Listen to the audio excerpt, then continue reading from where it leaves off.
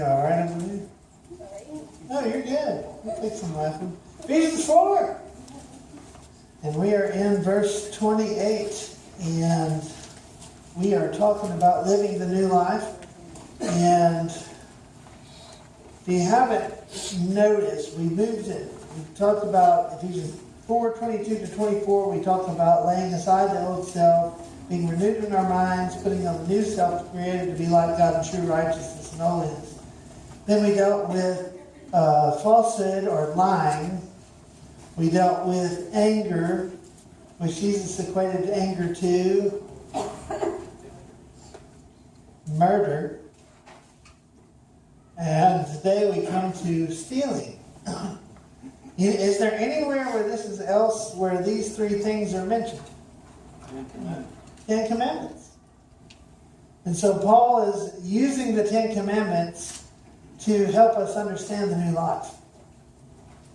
And because the commandments were given to go against the flesh, to point out the misdeeds of the flesh and the evil, that's the only way to say it, the raw, the badness, I don't know if it's a word, but it makes theological sense, the badness of us.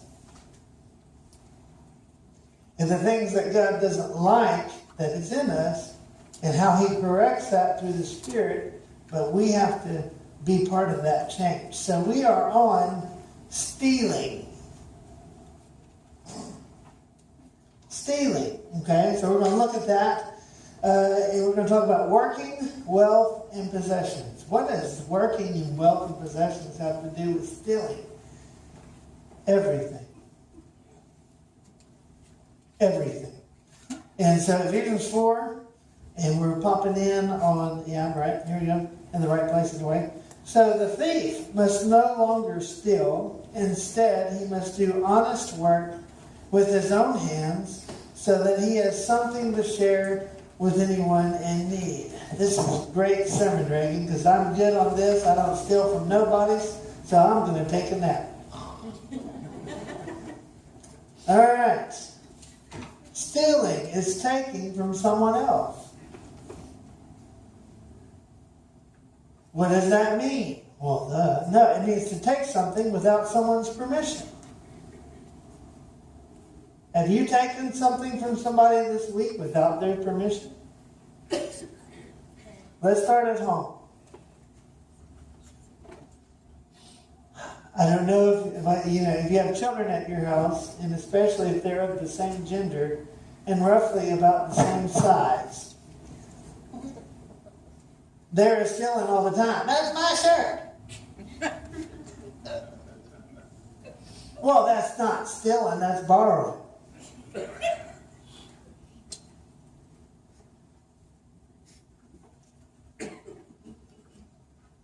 What is the scripture? Is that bad? Is that wrong? Okay, what are we talking about here? We're talking about the old desires. So what's the old desire? What is it about our old nature and our flesh that God does not particularly, well, He just doesn't like at all, and He has created a whole place for people that continue to live in that way that we call the lake of fire, which is pretty serious about it. So He wants this old part of us to go away.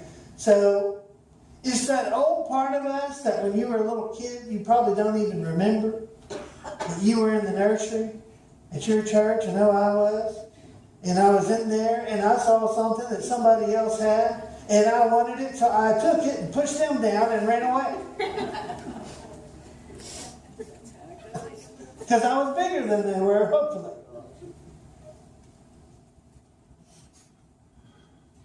It's that little part of us that we want something, so we take it.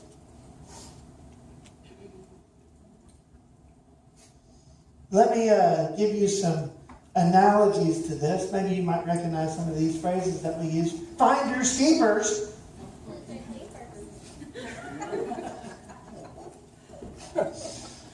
I'm not even going to repeat that. All right. Finders keepers. Take something else from somebody and then say that it's yours. Why? Because possession is 9/10 of the law. You ever said that? Not lately, okay.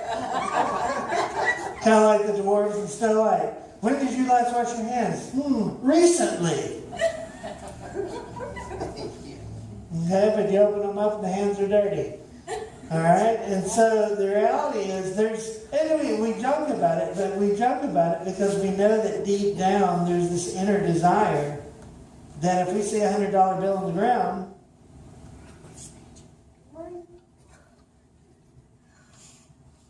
what do we do with it? Is it yours? Go to lunch. Okay? And what this boils down to is this whole issue of integrity and this whole issue about what is yours.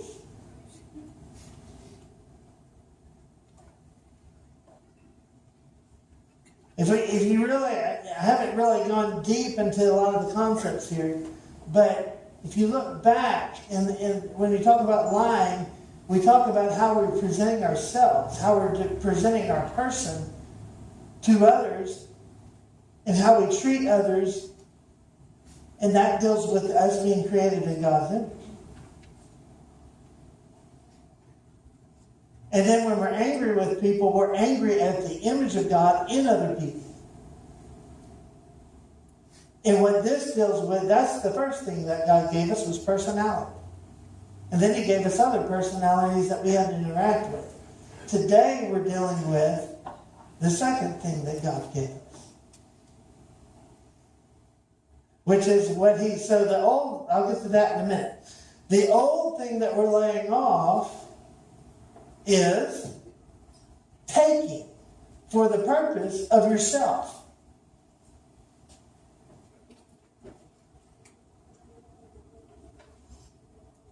Okay? So you take things. Well, wait a minute. I took a job for myself. Yes, you did. We take a lot of things for ourselves. When I go to your property, whose property is that? It's yours. But what is our attitude toward those things? See, there's another commandment. Thou shalt not covet your neighbor's house, his wife, his children, his donkey, his everything that he has. Don't desire any of it. Don't keep up with the Joneses, is the way we say it. In our American culture. Okay, so there's this desire to have and to possess, and which isn't bad within itself, but if that's all that you are driven by, that's just a desire of the flesh. And so God looks at that and is like, no, that doesn't cut it. Okay? So, what's the next thing Paul says there? He says, the thief must no longer steal. Instead, he must do honest work with his own hands. And so, okay? So, here's the change of the mind. See, my mind is, whatever I'm doing, whether it's literally the word is to almost make a living taking stuff. So what Paul says is you're to make a living with your own, to do honest work, an honest living. You should strive to, as you live in this world, and remember, you're not part of this world. Right? Amen. Thank you, Joyce. That's right. You're not part of this world, so why do you spend all your time investing in it?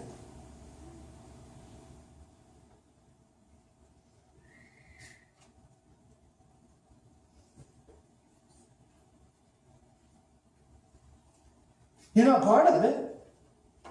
You should understand this as believers.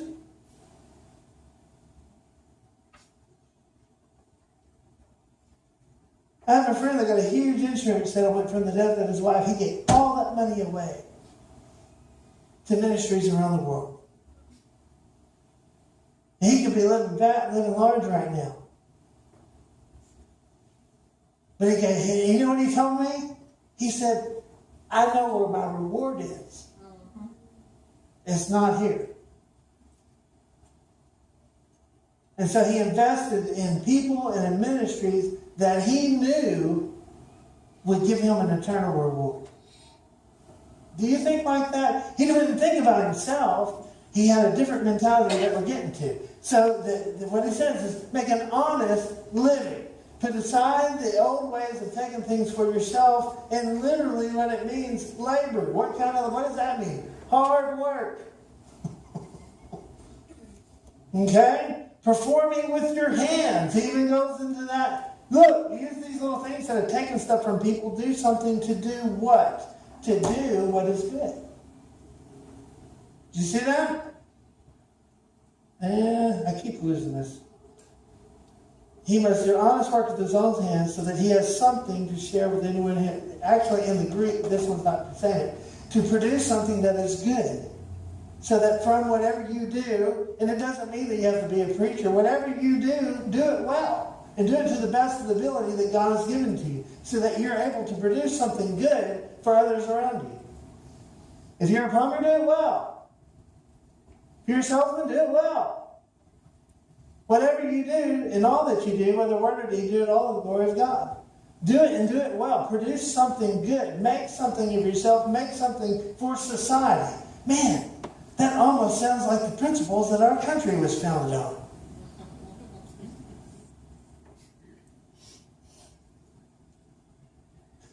They are, because they're right from this book. Okay? And so just whatever you do, do it. And why is this important? Because I'll come back to it. We boomeranged back. It's the second thing that God gave us. Okay? And if you like the scripture for that, Genesis 2:8, after God made Adam in his image, he planted a garden. And he put the man there. To do what? To lounge around and eat grapes? No, to work it. Second thing God gave man was work.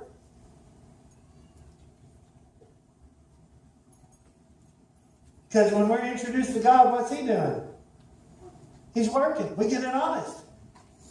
And God designed us and created us to work. And so Paul encourages the people, look, Jesus is coming back, but until then, be busy. Work.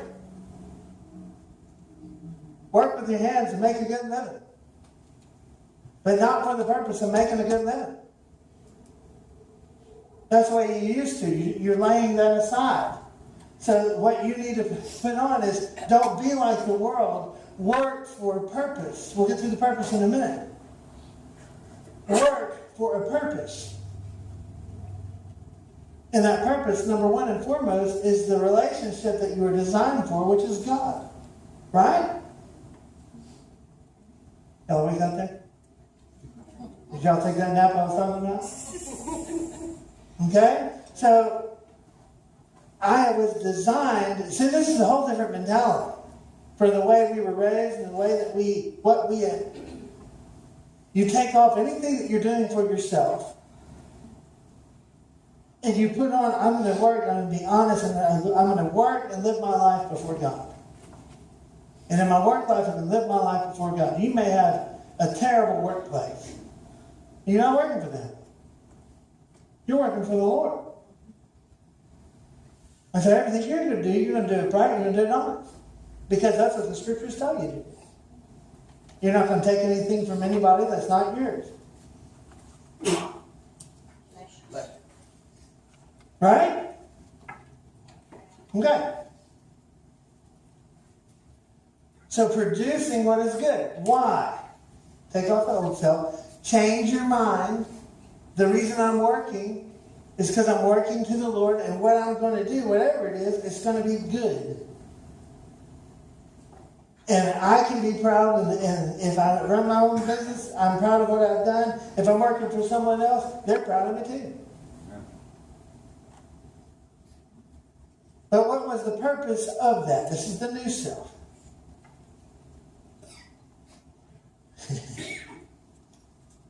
And this point is sharing versus taking. And it's at the latter part of this verse.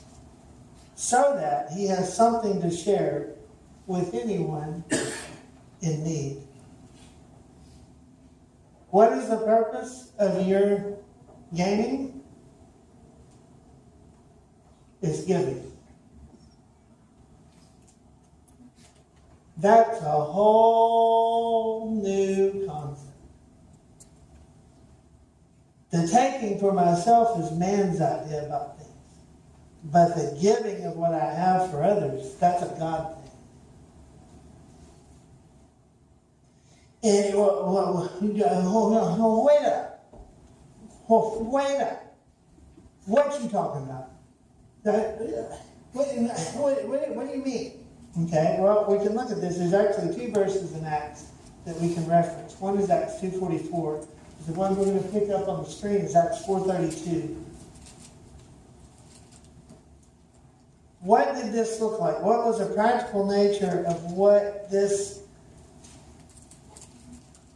life...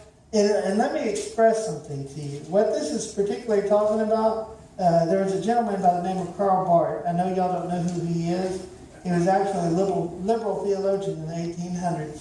And he made this to be that it was the needy. It was to all people who had needs. That's not what that verse says. It's talking about the people right here in this room, your church family. And yeah, we should have a need for the poor, but the world will always have poor. But you only have so much family. And this is your family. As a body of Christ, it's the way we operate with each other. And this is how it says, now the multitude of those who believed were of one heart and soul, and no one said that any of his possessions was his own. But instead, they held everything in common. That's exactly the heart of this verse.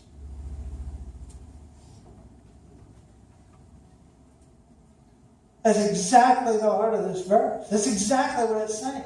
They didn't say, well, that's my shirt. No, it's look, what did Jesus say? If someone comes and takes your jacket, hey, give them your shirt as well. Why? Because your life is more than food and clothes.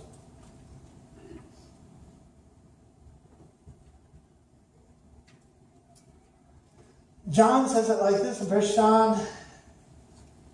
It smells like 4. He says this. He says, listen, guys. If you have material possessions, okay, let's say I have a hamburger. Oh, here he goes talking about food. All right? And I see John right there, and John's starving, man. I mean, we've been working together, and he forgot his lunch at the house, and man, he's just starving. And I'm sitting there with my burger, and I sit there and I eat that whole thing and say,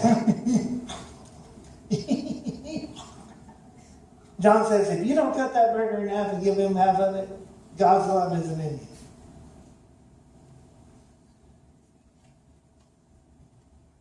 We're talking about a burger. Why? Because the believers held everything in common.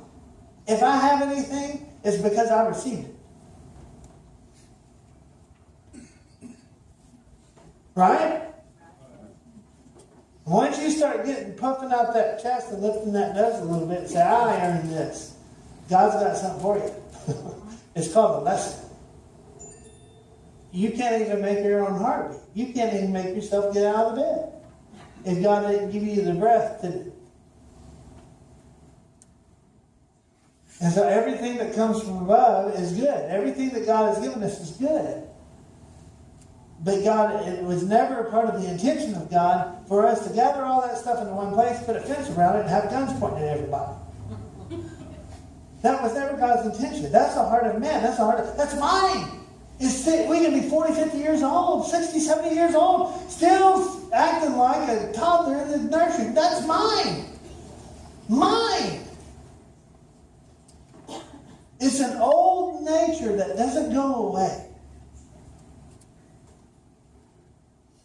The new nature is, it's not mine. God gave me this so that you could use it. Boy, that's different. God gave me so that you could have. God blessed me so that you could flourish. Why?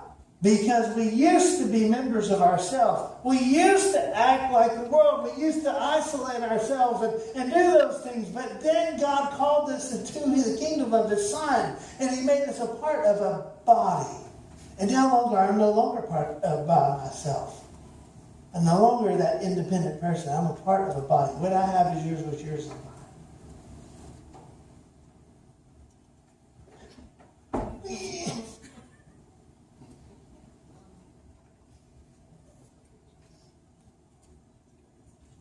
It's not my word.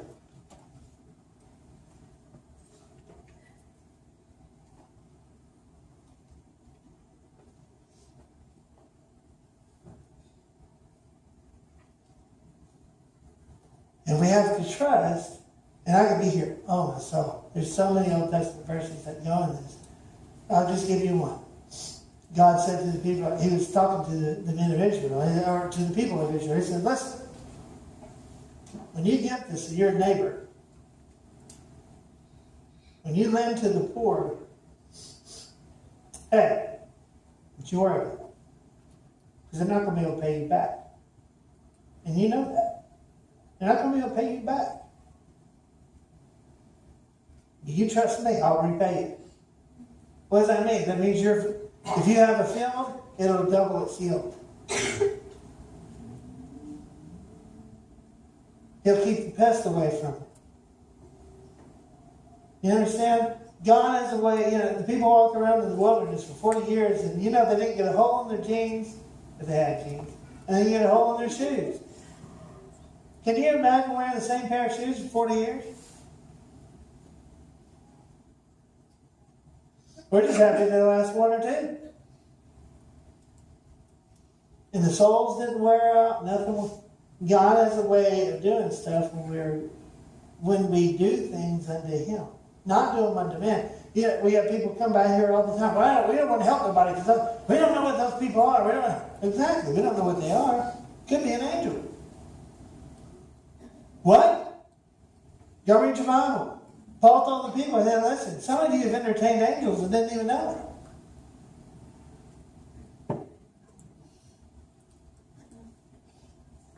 Did you ever think about that? Oh, man. We're called to live unto the Lord. We can't be worried about what other people are doing.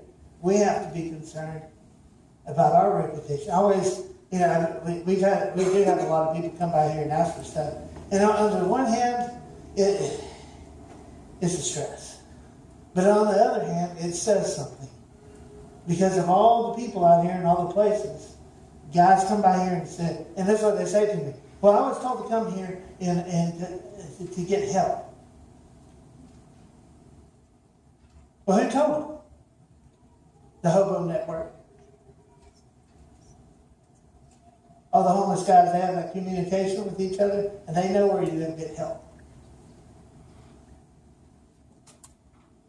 So that's why they come by our church all the time. Because they know that we're a place where they'll get help. And they do tell me that they pass by other churches where they don't get it. And that's just one instance, okay? Who are we living for? The poor, ourselves? No, we live to the Lord. And if we live to the Lord, then we honor everyone who's in His image. Who's that? Everybody. But particularly, and this is the verse, when you come into this fellowship and you see your brother in need, and you have it, don't hesitate. If they can't give it to you back, the Lord will repay it. He's good about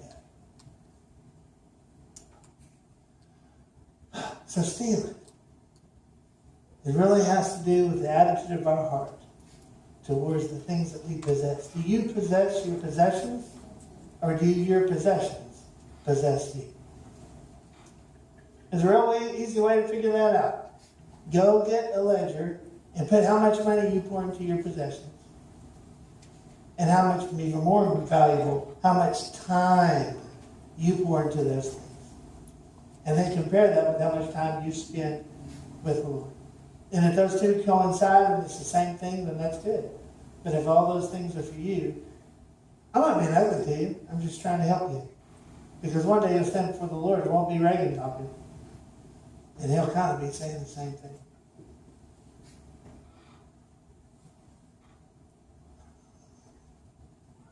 Amen or amen? All right. So let's pray together. Father, we're thankful for your goodness to us. We're thankful for the years that you've given us, for every day, for they are a blessing. But Lord, help us to give those back to you.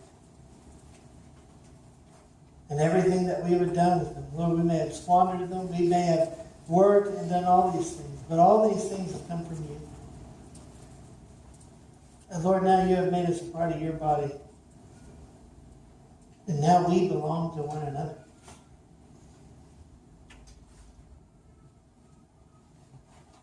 Lord, help us, as much as you desire us to have a relationship with you, the second command is like it. Love your neighbors, you love yourself.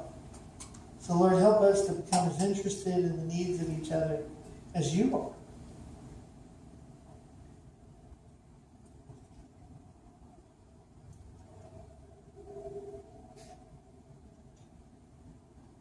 Lord, help us as a people to honor you in this.